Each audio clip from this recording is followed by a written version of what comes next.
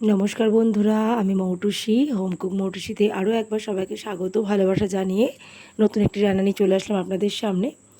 আমি প্রথমবার এই রান্নাটা শেয়ার করছি আপনাদের সাথে। এই রান্নাটা খুব পরিচিত রান্না বাঙালিদের এবং অনেকেই বানিয়ে থাকে। আমি কীভাবে বানাই সেটাই আজকে শেয়ার করছি। আজকে আমি বানাবো দেশি আমড়ার টক ডাল। আর এখন আমড়ার সিজন, কচি কচি আমড়া কিনে আনা হয়েছে বাজার থেকে। একদম কচি আমড়া কিনেছি। একটু পাকা আমড়া হলে মানে একটু বড় আমড়া হলে সেগুলো কাটা যায় না বটি দিয়ে, খুব অসুবিধা হয়, তখন থেতো করতে লাগে। কিন্তু এই আমড়াগুলো ভীষণই কচি। আমি বটির সাহায্যে কেটে নিয়েছি, দুটো টুকরো করে কেটেছি, একটা আমড়াকে দুটো টুকরো করেছি। খুব সহজেই কাটতে পেরেছি, কোনো অসুবিধা হয়নি। সেই জন্য বললাম কচি আমড়া নেবেন। আর এখানে এক বাটি মতো মসুর ডাল নিয়েছি, ছোটো বাটির এক বাটি মসুর ডাল নিয়েছি। মসুর ডাল দিয়ে আমি টক ডালটা বানাবো আজকের। আর এখানে প্রেশার কুকার নিয়েছি একটা। প্রেশার কুকারে আমি ডালটা সেদ্ধ করে নেব প্রথমে। এই যে ডালটা আমি ধুয়ে নিয়েছি, মসুর ডালটা ভালো করে এই ছাঁকনি দিয়ে ধুয়ে জল ঝরিয়ে রেখেছিলাম। তারপরে প্রেশার কুকারে দিয়ে পরিমাণ মতো জল দিয়ে দিলাম। এবার দুটো হুইসেল দিয়ে ডালটাকে আমি সেদ্ধ করে দেবো। আর এই ডালের মধ্যে দিয়ে দিলাম অল্প করে নুন। আর এক একটা প্রেশার কুকারে কিন্তু সময় এক এক রকম লাগে। আমার এই প্রেশার কুকারে মসুর ডাল সেদ্ধ করতে দুটো হুইসেল লাগে।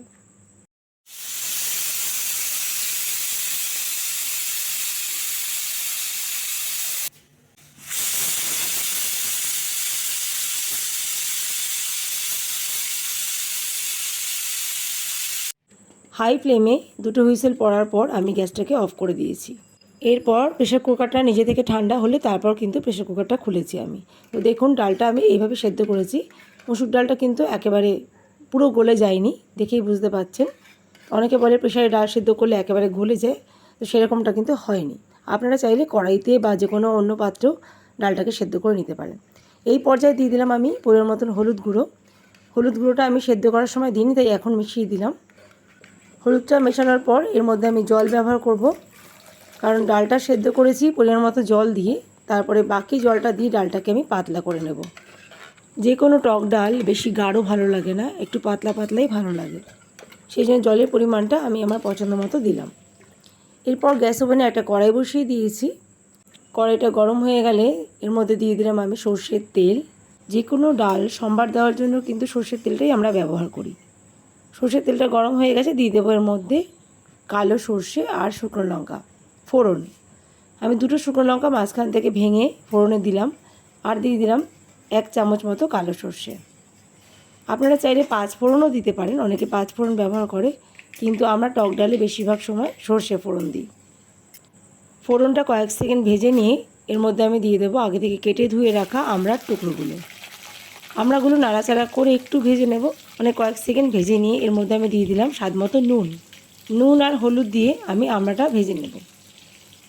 খুব বেশিক্ষণ ভাজবো না, খুব তাড়াতাড়ি আমড়া নরম হয়ে যায়, যেহেতু নুন দিয়ে দিয়েছি খুব তাড়াতাড়ি নরম হয়ে যাবে।